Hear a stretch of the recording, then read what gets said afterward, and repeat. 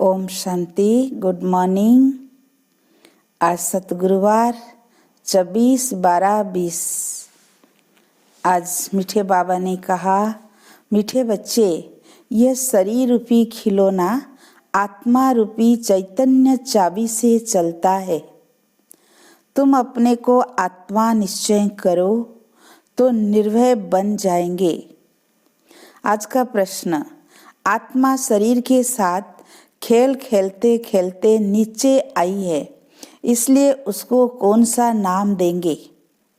उत्तर, कठपुतली। जैसे ड्रामा में कठपुतलियों का खेल दिखाते हैं, वैसे तुम आत्माएं कठपुतली की तरह 5000 बरस में खेल खेलते खेलते नीचे पहुंच गई हो। बाप आए हैं तुम कठपुतलियों को ऊपर चढ़ने का रास्ता बताने। अब तुम श्रीमत की चाबी लगाओ तो ऊपर चले जाएंगे। आज का गीत, महफिल में जल उठी समा परवानों के लिए। प्रीत बनी है दुनिया में मर जाने के लिए। ओम शांति। रूहानी बाप रूहानी बच्चों को श्रीमत देते हैं। कभी कोई की चलन अच्छी नहीं होती है तो माँ बाप कहते हैं, तुमको सल ईश्वर मत दे। बिचारों को यह पता ही नहीं कि ईश्वर सचमुच मत देते हैं। अभी तुम बच्चों को ईश्वरीय मत मिल रही है, अर्थात रूहानी बाप बच्चों को श्रेष्ठ मत दे रहे हैं, श्रेष्ठ बनने के लिए। अभी तुम समझते हो हम श्रेष्ठ से श्रेष्ठ बन रहे हैं। बाप हमको कितना ऊंच मत दे रहे हैं। हम उनकी मत पर चलकर मनुष्य से देवता बन रहे हैं। तो सिद्ध होता है मनुष्य को देवता बनाने वाला वही बाप है। सिख लोग भी गाते हैं, मनुष्य से देवता किए करत न लागी वार। तो जरूर मनुष्य से देवता बनाने की मत देते हैं। उनकी महिमा भी गाई है, एक ओंकार कर्ता पुरुष निर्भय। तुम सब निर्भय हो जाते हो। अपने को आत्मा समझते हो ना, आत्मा को कोई भय नहीं रहता है। बाप कहते हैं निर्भय बनो। भय फिर काहे का? तुमको कोई भय नहीं। तुम अपने घर बैठे भी बाप की श्रीमत लेते रहते हो। अब श्रीमत किसकी, कौन देते हैं, यह बातें गीता में तो है नहीं। अभी तुम बच्चे समझते हो।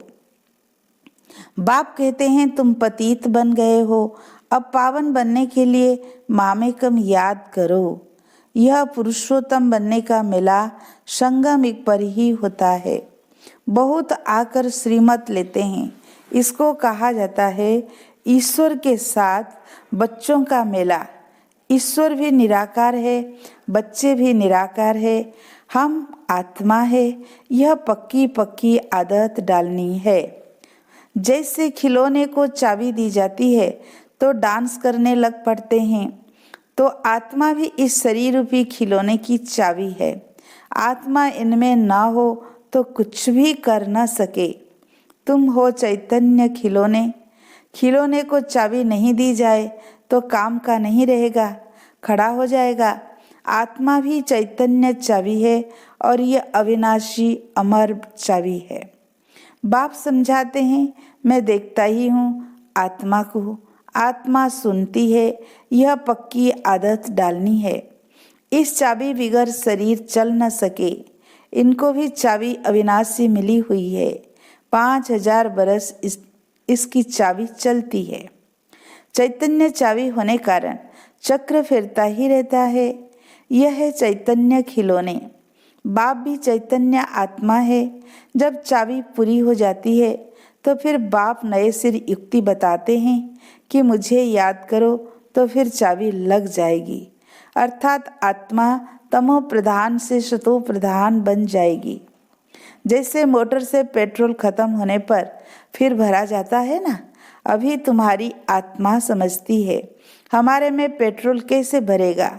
बैटरी खाली होती है, फिर उनमें पावर भरी जाती है ना। बैटरी खाली होती है तो लाइट भी खत्म हो जाती है। अब तुम्हारी आत्मा रूपी बैटरी भरती है। जितना याद करेंगे उतना पावर बढ़ती जाएगी। इतना 84 जन्मों का चक्र लगाए बैटरी खाली हो पड़ी है, सतो रजो तमो में आई है। अब फिर बाप आए हैं चाबी देने, अर्थात बैटरी को भरने। पावर नहीं है तो मनुष्य कैसे बन जाते हैं? तो अब याद से ही बैटरी को भरना है। इनको ह्यूमन बैटरी कहे। बाप कहते हैं मेरे साथ योग लगाओ।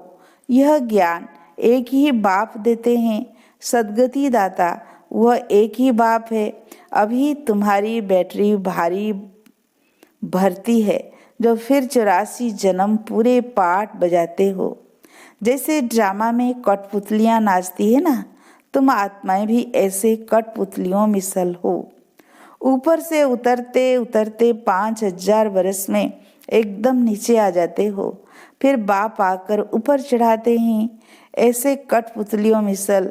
ऊपर से उतरते 5000 बरस में एकदम नीचे आ जाते हो। फिर बाप आकर ऊपर चढ़ाते हैं। वह तो एक खिलौना है। बाप अर्थ समझाते हैं चढ़ती कला और उतरती कला का। 5000 वर्ष की बात है। तुम समझते हो श्रीमत से हमको चाबी मिल रही है। हम फुल सतो प्रधान बन जाएंगे। फिर सारा पाठ फिर रिपीट करेंगे। कितनी सहज बात है समझने और समझाने की। फिर भी बाप कहते हैं समझेंगे वही जिन्होंने कल्प पहले समझा होगा। तुम कितना भी माथा मारो जास्ती समझेंगे ही नहीं। बाप समझ तो सबको एक जैसी ही देते हैं। कहाँ भी बैठे बाप को याद करना है। भल सामने ब्राह्मणी न हो तो भी तुम याद में बैठ सकते हो। मालूम है बाप की याद से ही हमारे विकर्म विनाश होंगे। तो उस याद में बैठ जाना है। कोई को बिठाने की दरकार नहीं है। खाते पीते स्नान आदि करते बाप को याद करो। थोड़ा टाइम दूसरा कोई सामने बैठ जाते हैं। ऐसे नहीं कि वो मदद करते हैं तुमको, नहीं, हरे को अपने को ही मदद करनी है। ईश्वर ने तो मत दी है कि ऐसे ऐसे करो तो तुम्हारी दैवी बुद्धि बन जाएगी। यह टेम्पटेशन दी जाती है। श्रीमत तो सबको देते रहते हैं। इतना जरूर है किसकी बुद्धि ठंडी है, किसकी तेज है। पावन के साथ योग नहीं लगता तो बैटरी चार्ज नहीं होती। बाप की श्रीमत नहीं मानते हैं, योग लगता ही नहीं। तुम अभी फील करते हो हमारी बैटरी भरती जाती है। तमो प्रधान से सतो प्रधान तो जरूर बनना है। इस समय तुमको परमात्मा की श्रीमत मिल रही है। यह दुनिया बिल्कुल नहीं समझती। बाप कहते हैं मेरी इस मत से तुम देवता बन जाते हो। इससे ऊपर चीज कोई होती नहीं। वहाँ यह ज्ञान नहीं रहता। यह भी ड्रामा बना हुआ है। तुमको पुरुषोत्तम बनाने के लिए बाप संगम पर ही आते हैं, जिनका फिर यादगार भक्ति मार्ग में मनाते हैं। दशहरा भी मनाते हैं ना। जब बाप आता है तो दशहरा होता है। 5000 वर्ष बाद हर बात रिपीट होती है। तुम बच्चों को ही यह ईश्वरीय मत अर्थात श्रीमत मिलती है, जिससे तुम श्रेष्ठ बनते हो। तुम्हारी आत्मा सतो प्रधान थी, वह उतरते उतरते तमो प्रधान भ्रष्ट बन जाती है। फिर बाप बैठ ज्ञान और योग सिखलाकर शतो प्रधान श्रेष्ठ बनाते हैं। बतलाते हैं तुम सीढ़ी नीचे कैसे उतरते हो। ड्रामा चलता रहता है। इस ड्रामा के आदि मध्य अंत को कोई भी जानते नहीं है। बाप ने समझाया है। अब तुमको स्मृति आई है ना। हर एक के जन्म की कहानी तो सुना नहीं सकेंगे, लिखी नहीं जाती तो पढ़कर सुनाई जाए। यह बाप बैठ समझाते हैं। अभी तुम सो ब्राह्मण बने हो, फिर सो देवता बनना है।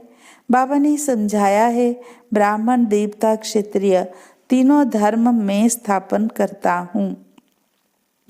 अभी तुम्हारी बुद्धि में है हम बाप द्वारा ब्राह्मण वंशी बनते हैं, फिर सूर्यवंशी चंद्रवंशी बनेंगे। जो नापास होते हैं वो चंद्रवंशी बन जाते हैं। किस में नापास? योग में।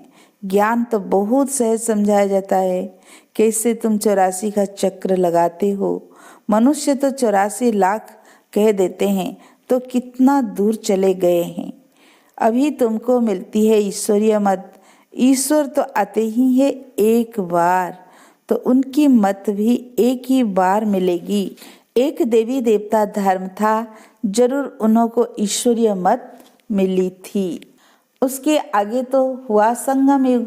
बाप आकर दुनिया को बदलाते हैं, तुम अब बदल रहे हो। इस समय तुमको बाप बदलाते हैं। तुम कहेंगे कल्प कल्प हम बदलते आए हैं, बदलते ही रहेंगे। यह चैतन्य बैटरी है ना, वह है जड़। बच्चों को मालूम हुआ है 5000 वर्ष बाद बाप आए हैं, श्रेष्ठ से श्रेष्ठ मत भी देते हैं। ऊंचे से ऊंच भगवान की ऊंची मत मिलती है, जिससे तुम ऊंच पद पाते हो। तुम्हारे पास जब कोई आते हैं तो बोलो तुम ईश्वर की संतान हो ना। ईश्वर शिव बाबा है, शिव जयंती भी मनाते हैं। वो है भी सदगति दाता। उनको अपना शरीर तो है नहीं, तो किसके द्वारा मत देते हैं। तुम भी आत्मा हो, इस शरीर द्वारा बातचीत करते हो ना। शरीर बिगर आत्मा कुछ कर न सके। निराकार भाव भी आए कैसे। गायन भी है, रथ पर आते हैं। फिर कोई ने क्या बैठ कर के बातें बनाया है। त्रिमूर्ति भी सूक्ष्म बतन में बैठ दिखाया है। बाप समझाते हैं यह सब है साक्षात्कार की बातें, बाकी रचना तो सारी यहाँ है ना। तो रचता बाप को ही यहाँ आना पड़े। पति दुनिया में ही आकर पावन बनाना है। यहाँ बच्चों को डायरेक्ट पावन बना रहे हैं, समझते भी हैं, फिर भी ज्ञान बुद्धि में बैठता नहीं। कोई को समझा नहीं सकते, श्रीमत को उठाते नहीं, तो श्रेष्ठ से श्रेष्ठ बन नहीं सकते। जो समझते ही नहीं वो क्या पद पाएंगे। जितना सर्विस करेंगे उतना ऊंच पद पाएंगे। बाप ने कहा है हड्डी हड्डी सर्विस में देनी है, ऑल राउंड सर्विस करनी है। बाप की सर्विस में हम हड्डी देने में भी तैयार है। बहुत बच्चियां तड़पती रहती है सर्विस के लिए, बाबा हमको छुड़ाओ तो हम सर्विस में लग जाए, जिससे बहुतों का कल्याण हो। सारी दुनिया तो जिस्मानी सेवा करती है, उससे तो सीढ़ी नीचे ही उतरते आते हो। अभी इस रूहानी सेवा से चढ़ती कला होती है। हर एक समझ सकते हैं यह फलाने हमसे जास्ती सर्विस करते हैं। सर्विसेबल अच्छी बच्चियां हैं तो सेंटर भी संभाल सकती है। क्लास में नंबरवार बैठते हैं, यहाँ तो नंबरवार नहीं बिठाते हैं, फंक हो जाएंगे। समझ तो सकते हैं ना। सर्विस नहीं करते तो जरूर पद भी कम हो जाएगा। पद नंबरवार बहुत है ना, परंतु वह है सुख धाम, यह है दुख धाम। वहाँ बीमारी आदि कोई होती नहीं, बुद्धि से काम लेना पड़ता है। समझना चाहिए हम तो बहुत कम पद पा लेंगे, क्योंकि सर्विस तो करते नहीं है। सर्विस से ही पद मिल सकता है। अपनी जांच करनी चाहिए। हर एक अपनी अवस्था को जानते हैं। मम्मा बाबा भी सर्विस करते आए हैं, अच्छे अच्छे बच्चे भी हैं, भल नौकरी में भी हैं। इनको कहा जाता है हाफ पे पर छुट्टी लेकर जाए सर्विस करो। कितना बाबा सेवा के लिए हम बच्चों के अंदर नशा चढ़ाते हैं।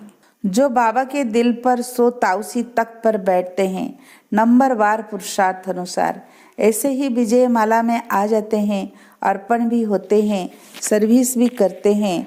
कोई तो भल अर्पण होते हैं, सर्विस नहीं करते तो पद कम हो जाएगा ना। ये राजधानी स्थापन होती है श्रीमत से, ऐसा कभी सुना? अथवा पढ़ाई से राजाई स्थापन होती है, यह कभी सुना, कभी देखा? हाँ, दान पुण्य करने से राजा के घर जन्म ले सकते हैं, बाकी पढ़ाई से राजाई पद पाए ऐसा तो कभी सुना नहीं होगा, किसको पता भी नहीं। बाप समझाते हैं तुमने ही पूरे 84 जन्म लिए हैं, तुमको अब घर जाना है बहुत इजी। तुम कल्प कल्प समझते हो नंबरवार पुरुषार्थ अनुसार। बाप याद प्यार भी नंबरवार पुरुषार्थ अनुसार देते हैं। बहुत याद प्यार उनको देंगे जो सर्विस में हैं। तो अपनी जांच करनी है कि मैं दिल पर चढ़ा हुआ हूँ, माला का दाना बन सकता हूँ। अनपढ़े जरूर पढ़े हुए के आगे भरी ढोएंगे। बाप तो समझाते हैं बच्चे पुरुषार्थ करे, परंतु ड्रामा में पार्ट नहीं है तो फिर कितना भी माथा मारो चढ़ते ही नहीं। कोई ना कोई ग्रहचारी लग जाती है। देह अभिमान से ही फिर और विकार आते हैं। मुख्य कड़ी बीमारी देह अभिमान की है। सतयुग में देह अभिमान का भी नाम नहीं होगा। वहाँ तो है ही तुम्हारी प्रारब्ध, यह यहाँ ही बाप समझाते हैं। और कोई ऐसी श्रीमत देते नहीं कि अपने को आत्मा समझ मामे कम याद करो। यह मुख्य बात है, लिखना चाहिए। निराकार भगवान कहते हैं मुझ एक को याद करो, अपने को आत्मा समझो, अपनी देह को भी याद नहीं करो।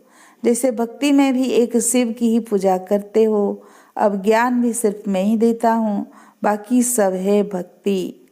अव्यभिचारी ज्ञान एक ही शिव बाबा से तुमको मिलता है। यह ज्ञान सागर से रत्न निकलते हैं, उस सागर की बात नहीं। यह ज्ञान का सागर तुम बच्चों को ज्ञान रत्न देते हैं, जिससे तुम देवता बनते हो। शास्त्र में तो क्या क्या लिख दिया है। सागर से देवता निकला, फिर रत्न दिया। यह ज्ञान सागर तुम बच्चों को रत्न देते हैं। तुम ज्ञान रत्न चुगते हो। आगे पत्थर चुगते थे तो पत्थर बुद्धि बन पड़े, अब रत्न चुगने से तुम पारस बुद्धि बन जाते हो। पारसनाथ बनते हो ना। ये पारसनाथ लक्ष्मी नारायण विश्व के मालिक थे। भक्ति मार्ग में तो अनेक नाम है, अनेक चित्र बना रखे हैं। वास्तव में लक्ष्मी नारायण का पारसनाथ नाम एक ही है। नेपाल में पशुपतिनाथ का मेला लगता है, वो भी पारसनाथ ही है। अच्छा, मीठे मीठे सिक्की लदे बच्चों प्रति माता पिता बाप दादा का याद प्यार और गुड मॉर्निंग। रूहानी बाप की रूहानी बच्चों को नमस्ते। हम रूहानी बच्चों की रूहानी बाप दादा को याद प्यार, गुड मॉर्निंग, नमस्ते नमस्ते। आज धारणा के लिए मुख्य सार। पहला पॉइंट, बाप ने जो ज्ञान रत्न दिए हैं वही चुगने हैं, पत्थर नहीं। देह अभिमान की कड़ी बीमारी में देह अभिमान की कड़ी बीमारी से स्वयं को बचाना है। दूसरा पॉइंट, अपनी बैटरी को फुल चार्ज करने के लिए पावर हाउस बाप से योग लगाना है। आत्म अभिमानी रहने का पुरुषार्थ करना है, निर्भय रहना है। आज का वरदान, सर्व संबंध और सर्व गुणों की अनुभूति में संपन्न बनने वाले संपूर्ण मूर्त भव। संगम एक पर विशेष सर्व प्राप्तियों में स्वयं को संपन्न बनाना है। इसलिए सर्व खजाने, सर्व संबंध, सर्व गुण और कर्तव्य को सामने रख चेक करो कि सर्व बातों में अनुभवी बने हैं। यदि किसी भी बात के अनुभव की कमी है तो उसमें स्वयं को संपन्न बनाओ। एक भी संबंध व गुण की कमी है तो संपूर्ण स्टेज व संपूर्ण मूर्त नहीं कहला सकते। इसलिए बाप के गुणों व अपने आदि स्वरूप के गुणों का अनुभव करो, तब संपूर्ण मूर्त बनेंगे। आज का स्लोगन, जोश में आना तो मन का रोना है, अब रोने का फाइल खत्म करो। अच्छा, ओम शांति।